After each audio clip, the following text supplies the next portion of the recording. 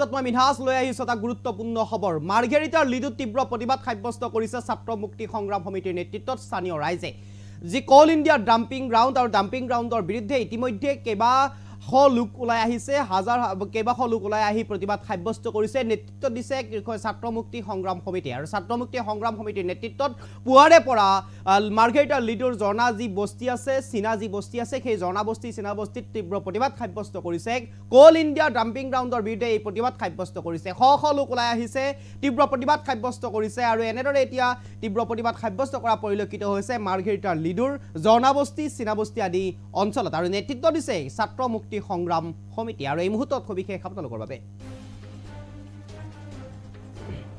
লিডুত কল ইণ্ডিয়াৰ বিৰুদ্ধে ছাত্ৰ মুক্তিৰ উত্তাল প্ৰতিবাদ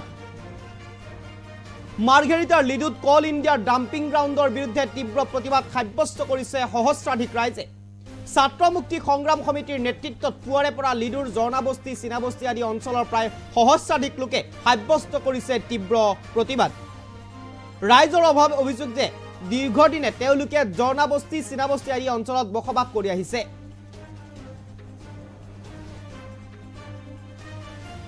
লিডুত কল ইণ্ডিয়াৰ বিৰুদ্ধে ছাত্ৰ মুক্তিৰ উত্তাল প্ৰতিবাদ আৰু মাৰ্ঘেৰিটা লিডুত কল ইণ্ডিয়া ডাম্পিং গ্ৰাউণ্ডৰ বিৰুদ্ধে তীব্ৰ প্ৰতিবাদ সাব্যস্ত কৰিছে সহস্ৰাধিক ৰাইজে ছাত্ৰ মুক্তি সংগ্ৰাম সমিতিৰ নেতৃত্বত পুৱাৰে পৰা লিডুৰ জৰ্ণা বস্তি চীনা বস্তি আদি অঞ্চলৰ প্ৰায় সহস্ৰাধিক লোকে কল ইণ্ডিয়াৰ বিৰুদ্ধে তীব্ৰ প্ৰতিবাদ সাব্যস্ত কৰিছে এনেদৰে হাতত প্লে কাৰ্ড লৈ তীব্ৰ প্ৰতিবাদ সাব্যস্ত কৰিছে কল ইণ্ডিয়াই শেহতীয়াকৈ উক্ত গাঁওকেইখনক মইনিঙৰ ডাম্পিং গ্ৰাউণ্ড হিচাপে ব্যৱহাৰ কৰি আহিছিল জৰ্ণা বস্তি চীনা বস্তি আদি অঞ্চল গাঁওসমূহক আৰু যাৰ বাবে এনেদৰে প্ৰতিবাদ সাব্যস্ত কৰিছে সাধাৰণ ৰাইজ চলাই আহিছে নেতৃত্ব দিছে ছাত্ৰ মুক্তি সংগ্ৰাম সমিতিয়ে প্লে কাৰ্ড হাতত লৈছে আমাৰ মাটি আমাৰ সংগ্ৰাম আৰু এনেদৰে বিভিন্ন ধৰণৰ শ্লোগান লিখি তেওঁলোকে হাতে হাতে বেনাৰ লৈ প্ৰতিবাদ সাব্যস্ত কৰিছে ডাম্পিঙৰ নামত ৰাইজক হাৰাশাস্তি কৰা বন্ধ কৰক আমাৰ মাটি আমাৰ সংগ্ৰাম আমাৰ মাটি আমাক ঘূৰাই দিয়ক এনেদৰে তীব্ৰ প্ৰতিবাদ সাব্যস্ত কৰা পৰিলক্ষিত হৈছে ইতিমধ্যে কল ইণ্ডিয়াই উক্ত গাঁওকেইখনত ৰঙা ফিটা মাৰি পৰিয়ালসমূহক উক্ত অঞ্চলৰ পৰা আঁতৰি যাবলৈ নিৰ্দেশ প্ৰেৰণ কৰিছে আৰু ইতিমধ্যে আমি কেইবাবাৰো বাতৰি পৰিৱেশন কৰিছিলোঁ ৰঙা ফিটাৰ বিৰুদ্ধে আৰু ৰঙা ফিটাৰ আতংকই বিৰাজ কৰিছে বুলি তীব্ৰ প্ৰতিবাদ সাব্যস্ত কৰিছে আৰু এনেদৰে এতিয়া আমিও বাতৰি পৰিৱেশন কৰিছিলোঁ আৰু তাৰ পিছতো কোনো ধৰণৰ কাণ খাৰ নাই বিভাগীয় কৰ্তৃপক্ষৰ এইসকল যি দুৰ্দশা ৰাইজৰ দুৰ্দশা এই তেওঁলোকে শুনিবলৈ তেওঁলোকৰ সময় নাই ধৈৰ্য নাই আৰু এনেদৰে এতিয়া প্ৰতিবাদ সাব্যস্ত কৰিছে এইসকল দুৰ্ভগীয়া ৰাইজে আৰু যাৰ নেতৃত্ব দিছে শীৰ্ষ ছাত্ৰ মুক্তি সংগ্ৰাম সমিতিয়ে আৰু কল ইণ্ডিয়াৰ এনেধৰণৰ হঠকাৰী সিদ্ধান্ত এতিয়া বিপাঙত পেলাইছে বিমূৰত পেলাইছে এইসকল দুৰ্ভগীয়া ৰাইজৰ আৰু এই মুহূৰ্তত মই পোনে বাইটা মন্তব্য আছে মন্তব্যলৈ লৈ যাব বিচাৰিছোঁ আৰু কিছু এম্বিয়েন্সৰ সহায়ত মই সেই দৃশ্যংশ দেখুৱাবৰ কাৰণে আহ্বান জনাইছোঁ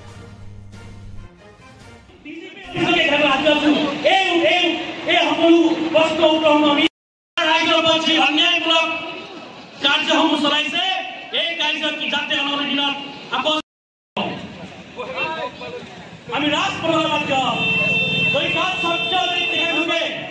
প্ৰতিজন ভাই বন্ধু প্ৰতিজন সন্মিলন আমি ছাত্ৰ মুক্তি সংগ্ৰামলৈ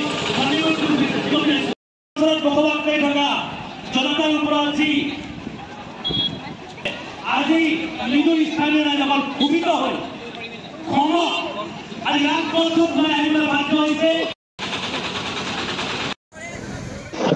চাওক যোৱা কিছুদিন ধৰি বুলিয়েই নহয় তেওঁলোক যেতিয়াৰ পৰা কল ইণ্ডিয়া ইয়াত আহিছে আৰু কল ইণ্ডিয়া কিন্তু ইয়াত আনিবৰ কাৰণে বাধ্য কোনে কৰিছে আমাৰ এই সহজ সৰল জনতাই 2022 চনৰ আগত যেতিয়া কল ইণ্ডিয়া স্তব্ধ হৈ পৰিছে কল ইণ্ডিয়া যেতিয়া বন্ধ হৈ পৰিছে সেই সময়ত এই ৰাইজে গৈ প্ৰতিবাদ কৰি ইয়াত কল ইণ্ডিয়াক আনিবলৈ আটাইতকৈ শক্তিশালী ভূমিকা পালন কৰিছে কোনো পলিটিকেল নেতা কোনো দল সংগঠনকে বেছে এই মানুহবোৰে আন্দোলন কৰি কল ইণ্ডিয়াক আনিছে আৰু কল ইণ্ডিয়া অহাৰ লগে লগে কৈছে যে তোমালোকে ইয়াৰ পৰা গুচি যোৱা এই কথা কেতিয়াও মানি লোৱা নহ'ব প্ৰথম কথা আৰু দ্বিতীয় কথা যে তেওঁলোকে ডাম্পিং গ্ৰাউণ্ড বনাম বুলি কৈছে ইয়াত ৰাস্তা বনাম বুলি কৈছে আৰু তাৰ কাৰণে আমাৰ ইয়াৰ বছৰ 1942 1938 1952 1962 পৰা বসবাস কৰি থকা 2021 চনলৈকে যি মাটি খাজনা দি বসবাস কৰি থকা এই মানুহবোৰক যে উঠি যা বুলি কৈছে এই কাৰ্যক আমি ধিক্কাৰ জনাইছোঁ আৰু লগতে এটা কথা আমি স্পষ্ট কৰি দিব বিচাৰিছোঁ যে কল ইণ্ডিয়াই নিজৰ মুনাফা ইয়াত কল ইণ্ডিয়া কেলৈ আহিছে কল ইণ্ডিয়া ইয়াত বিজনেছ কৰিবলৈ আহিছে তেওঁলোকে ব্যক্তিগত লাভৰ কাৰণে আহিছে ইয়াত কল ইণ্ডিয়াই আমাৰ মানুহবোৰৰ কথা চিন্তা কৰি ইয়াত অহা নাই ইয়াত আদানী আম্বানী কোটিপতি পুঁজিপতি মানুহবোৰক কাইলৈ কল ইণ্ডিয়া হস্তান্তৰ কৰিব আৰু মোৰ জনতাই ৰাজপথত বহিব এই কথা মানি লোৱা নহ'ব গতিকে ডাম্পিং গ্ৰাউণ্ড চাম্পিং গ্ৰাউণ্ড চিনি নাপাওঁ আমাৰ মানুহ এজন মানুহক আমি উচ্ছেদ কৰিবলৈ দিয়া নহ'ব প্ৰথম কথা দ্বিতীয় কথাটো হৈছে যে অলৰেডি কল ইণ্ডিয়াই ইয়াত উচ্ছেদবোৰ সৃষ্টি কৰিছে, কাৰোবাৰ বগান ধ্বংস কৰি দিছে, কাৰোবাৰ ঘৰ ধ্বংস কৰি দিছে, তাৰ বিনিময়ত 1 টকা দিয়া নাই। আৰু আশ্চৰ্যজনক কথা, 25 বিঘা বাগান ধ্বংস কৰে 2 লাখ টকা পইচা দিছে। এয়া হৈছে কোল ইণ্ডিয়া নীতি নিয়ম। গতিকে কোল ইণ্ডিয়াক আমি কৈ দিবলৈ বিচাৰিছো যে আমাৰ গোটেই ঝৰ্ণা বস্তি কাকো উঠিবলৈ দিয়া নহ'ব। আৰু আমাৰ জনতাক আমি সজাগ আৰু সচেতন কৰিব বিচাৰিছো যে আজি ঝৰ্ণা বস্তি আক্ৰমণ কৰিছে, তেওঁলোকে লিডু বজাৰ ইতিহাস বনাবলৈ বিচাৰি আছে। আমাৰ উত্তৰ পূৰ্বাঞ্চল আটাইতকৈ পুৰণি যি ইটা ভাট্টা আছিলে তাক তেওঁলোকে ভাঙি লণ্ড ভণ্ড কৰি দিলে। আপোনালোকে জানি আচৰিত হ'ব, লিডু বজাৰৰ আজিও যি কৰ যি টেক্স দিব লাগে কোল ইণ্ডিয়া নামত দি আছে। গতিকে কোল ইণ্ডিয়াই তেওঁলোকৰ যি শাসন, সেই শাসন দেখা আছে। আৰু আমি তথ্য পোৱা অনুসৰি কোল ইণ্ডিয়াও এতিয়ালৈকে কিন্তু যিমান যি তেওঁলোকে খাজানা দিব লাগে খাজানা দিয়া নাই। কোল ইণ্ডিয়াই যি খাজানা দিব লাগে নিয়মৰ মতে খাজানা দিয়া নাই। গতিকে কোল ইণ্ডিয়া GM TGM যি থাকক আমাক মতলব নাই। আমাৰ মতলব আছে আমাৰ জনতা সুৰক্ষিত হ'ব লাগিব। জনতাক উলিয়াই পেলাই দিব নোৱাৰে, জনতাক ঘৰ ভাঙি দিব নোৱাৰে, জনতাক ক্ষতিগ্ৰস্ত কৰি ৰাজপথত পঠাই দিব নোৱাৰে। যদি আমাৰ কথা কোল ইণ্ডিয়াই নুশুনে, যদি আমাৰ কথা অসম চৰকাৰে নুশুনে, যদি আমাৰ কথা দুখ আৰু বেদনা যদি ভাস্কৰ শৰ্মাই নুশুনে, তেখেতসকলৰ বিৰুদ্ধে কেতিয়া জংগীমূলক যুদ্ধ হ'ব। এয়া আজিৰ ট্ৰেইলাৰ, এয়া আৰম্ভণি, এয়া ট্ৰেইলাৰ। ভাস্কৰ শৰ্মাই চকু মেলি চাই থকা উচিত। এয়া হৈছে trailer. Margherita SDO Tinsukia DC চাই থকা উচিত। এইটো হৈছে ট্ৰেইলাৰ। ইয়াৰ যেতিয়া প্ৰস্তুতি আৰম্ভ হ'ব ৰাজপথ ভৰি পৰিব, কোনো মানুহ ওলাই যাব নোৱাৰা এখন পৰিৱেশ সৃষ্টি হ'ব। এজনো আমি কোল ইণ্ডিয়া এমপ্লয় কিন্তু কাম কৰিবলৈ দিয়া নহ'ব। যদি এটা ঘৰ ভাঙে কোল ইণ্ডিয়াৰ বুলডোজাৰ ৰখাই দিয়া হ'ব, কোল ইণ্ডিয়াৰ ডাম্পাৰ ৰখাই দিয়া হ'ব। গতিকে পুনৰ এবাৰ কৈছোঁ, এই জনতাৰ পক্ষত আমি আছোঁ। আমি টকা পইচাৰ পক্ষত নাই। আমাক ঠিকা ঠুকুলি নালাগে, আমাক জনতাৰ ঘৰ সুৰক্ষিত লাগে, এই কথা স্পষ্ট।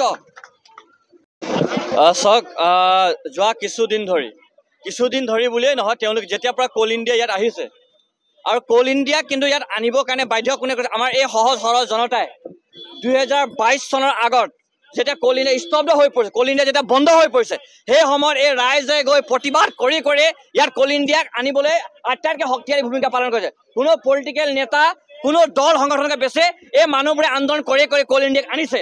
আৰু কোল ইণ্ডিয়া অহাৰ লগে লগে কৈছে যে তোমালোকে ইয়াৰ পৰা গুচি যোৱা। এই কথা কেতিয়াও মানি লোৱা নহ'ব, প্ৰথম কথা। আৰু দ্বিতীয় কথা, তেওঁলোকে ডাম্পিং গ্ৰাউণ্ড বনাম বুলি কৈছে, ইয়াত ৰাস্তা বনাম বুলি কৈছে। আৰু তাৰ কাৰণে আমাৰ ইয়াত বছৰ 1942, 1938, 1952, 1962 পৰা বসবাস কৰি থকা, 2021 চনলৈকে যি মাটি খাজানা দি বসবাস কৰি থকা এই মানুহবোৰক যে উঠি যা বুলি কৈছে, এই কাৰ্যখিনি আমি ধিক্কাৰ জনাইছোঁ।